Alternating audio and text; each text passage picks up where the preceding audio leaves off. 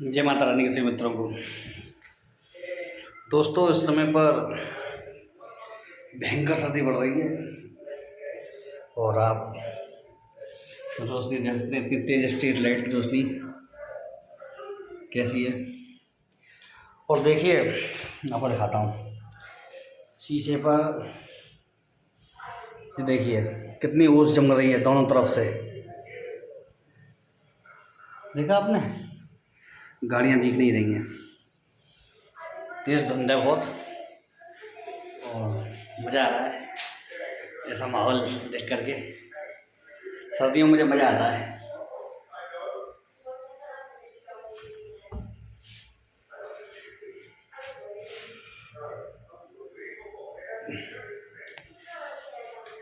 दोस्तों चलो हम जरा ऊपर से भी छत की सैर कर आई जाए, देखते हैं कैसा भयंकर एटमॉस्फेयर हो रहा है। वो बर्फानी बर्फानी, वाह क्या बात है। ओहो चंद्रमा, वाह क्या बात है। दोस्तों एक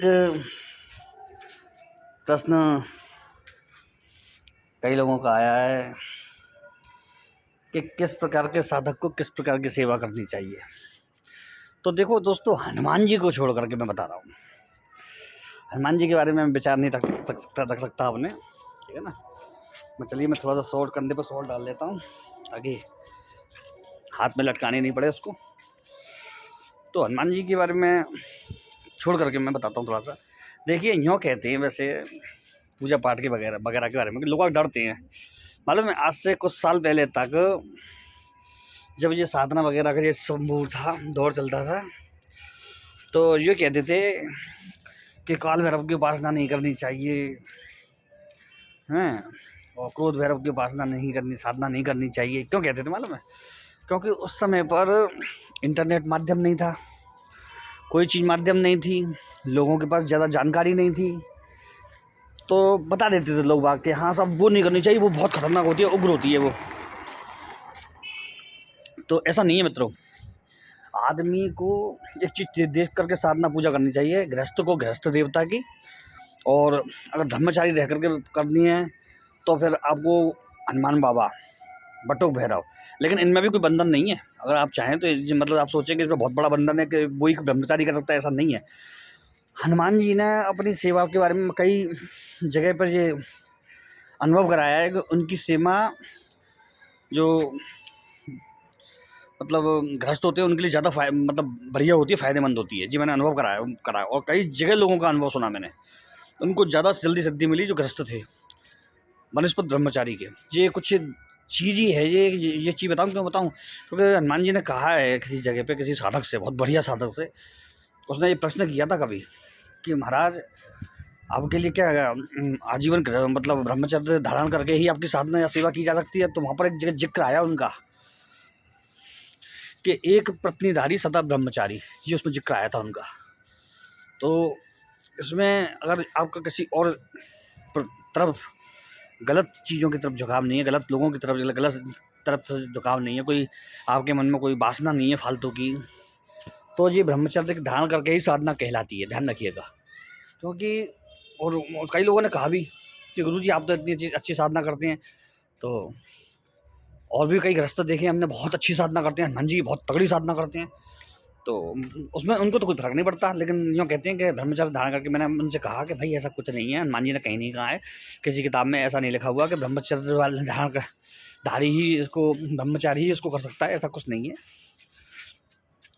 हाँ लेकिन एक चीज़ मैं आपको बताना चाहूँगा, इसमें एक चीज़ बहुत ज़रूरी है जो बिल्कुल अकाट्य सत्य है। यदि आपने कोई बंधन लेकर के, यदि आपने कोई नियम बना करके, यदि आपने कोई संकल्प लेकर के, यदि आपने कोई लक्ष्य धारण करके इनकी साधना कर ली है, तो आपको फिर उस समय के सीमा के अनुसार बिल्कुल पक्का, मतलब वो नियम से मन कर्म वचन ध्यान जो लावे, मन कर्म और वचन से बिल्कुल पक्के होना चाहिए पड़ेगा। उस समय आपको ब्रह्मचर्य भी धारण करना पड़ेगा। उस समय भले वो 21 दिन, 41 दिन, 1 साल हो, 1.25 साल, जितनी आपने साधना की अवधि बनाई है, क्योंकि उस जगह गलती क्षमा प्रार्थी नहीं है। हनुमान जी की जब चोट पड़ती है तो बहुत तगड़ी पड़ती है भाई, ये बात बिल्कुल सोले आने सत्य है। हनुमान जी की अगर सेवा में गलती हुई और आपकी गलती एक ऐसी गलती है जो आप जान करके हुई है, तो आप उसके माफ़ी के लायक नहीं है, ध्यान रखिएगा। क्योंकि हनुमान जी की सेवा बिगड़ते हुए मैंने लोगों की दुर्गति होते हुए बहुत देखी है मैंने। इसीलिए बंधन लेकर के करें तो नियम से करें, ठीक है ना। हनुमान साधना के गुप्त रहस्यों में एक मैं बात बता रहा हूँ आपको कि हनुमान जी को यदि व्यक्ति चाहे, उनकी कृपा प्राप्त करना चाहे, साक्षात दर्शन तो बहुत मुश्किल है मित्रों। जब हम जैसे साधक ही नहीं कर पाए कभी, तो साक्षात दर्शन हाँ झलक मिली थी, लेकिन ऐसा नहीं है कि साक्षात दर्शन हो। जी मैं बताऊँ, हनुमान जी को अगर आप दर्शन के रूप में करना चाहते हैं तो वो आप छोड़ दीजिए उस बात को, जय माता रानी की। तो उस चीज़ को आप छोड़ दीजिए, आप खाली इतना करिए कि हनुमान जी की कृपा प्राप्त हो जाए, तो आपको उनका अनुभव हो जाएगा, ठीक है ना। और जगह दर्शन प्राप्त करने के लिए करना चाहते हैं और बहुत पक्की तरह से करना चाहते हैं, तो समझ लीजिए उसको आपको असंभव बना देंगे भगवान। क्योंकि वो नहीं चाहते कि नॉर्मल एक वैसा व्यक्ति मुझे दर्शन करे, मुझे वो करे, देखे। तो ये सब चीज़ें तो आपको पहले ही सोचनी चाहिए।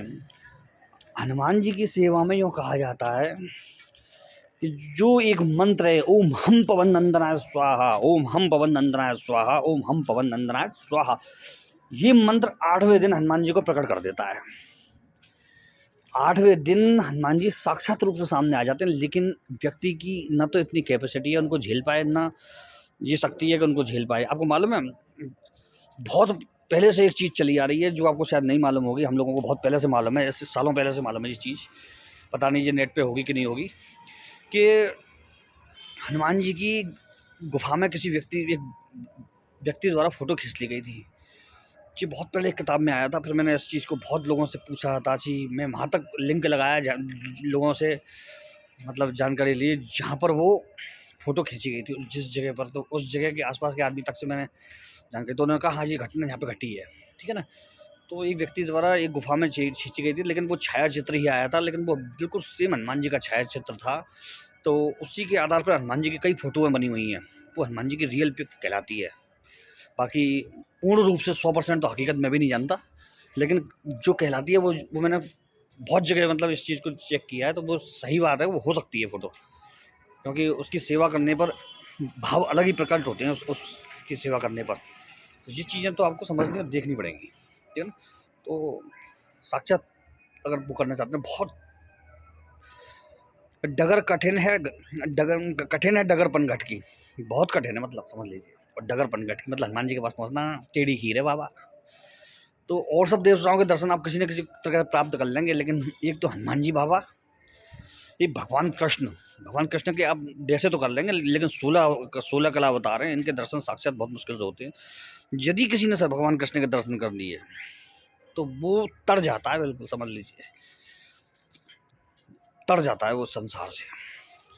चलिए मित्रों, अब मैं राशिफल डालूंगा, और हो सकता है मैं दूसरे चैनल पर राशिफल डालूं, ठीक है, ज्योतिष हस्तरेखा बाय एक्सपर्ट मनोज नागर पर, तो नीचे उसका नाम डाल दूंगा, ठीक है ना, या वीडियो का लिंक डाल दूंगा, आप उसमें जाकर के देख सकते हैं, कर्क सिंह कन्या तुला, ठीक है मित्रों।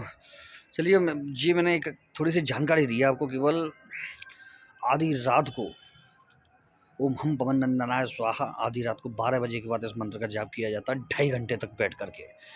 2.5 घंटे बैठ करके जाप करने के बाद आपको जो 6, 7वें और 8वें दिन जो फीलिंग आती है वो बड़ी भयंकर ज़बरदस्त होती हैं। उसको कंट्रोल करना आपकी बस की बात नहीं होती है। ये किसी साधक का, बहुत तगड़े साधक का, मतलब समझ लीजिए गुरुओं का बताया हुआ एक वो है। तो इस चीज़ को मैं भी कंटिन्यू नहीं रख पाया था, कुछ ऐसा हो गया था उस समय। तो ये सब चीज़ें आपको समझनी होंगी, सोचनी होंगी, क्योंकि मैं हवा में गपोले नहीं मारता कि मैंने इसको किया, मैंने उसको किया नहीं। ये मानता हूँ कि मैंने वो पकड़ लिया, मैंने वो धर लिया, वो रख लिया, क्योंकि वो सब चीज़ें आप कल्पना की ज़िंदगी में जी रहे हो, उसका मतलब आप लोगों को उल्लू बना रहे हो। और रियलिटी यही है कि चीज़ें हैं, आँखें चाहिए उसको देखने के लिए, देव हैं, भाव चाहिए उसको देखने के लिए, तंत्र है, ज्योतिष है, अध्यात्म है, उसको देखने के लिए आपकी छठी इंद्री जागृत होनी चाहिए थोड़ी सी, थोड़ा सा गुरुओं का ज्ञान होना चाहिए आपके पास। बिन गुरु ज्ञान कहाँ से लाऊं, उसके बगैर तो आप भटकते रहते हैं एक अंधी गली में। अगर आपके पास बढ़िया गुरु नहीं है, ज्ञानी गुरु नहीं है, तो आप अंधी गली में भटकेंगे, ध्यान रखिएगा। और वो नहीं होना चाहिए, क्योंकि आप फिर अध्यात्म में पीछे बैक लौटने लग जाते हैं। बैक गियर लगाना बड़ा कटरा बेकार होता है इसमें, क्योंकि आप आगे बढ़ने के बजाय वहीं के में रुक जाते हैं। ठीक है मित्रों, चलिए, जय माँ भवानी, जय माता रानी की। ओम हम भवन नंदनाय स्वाहा।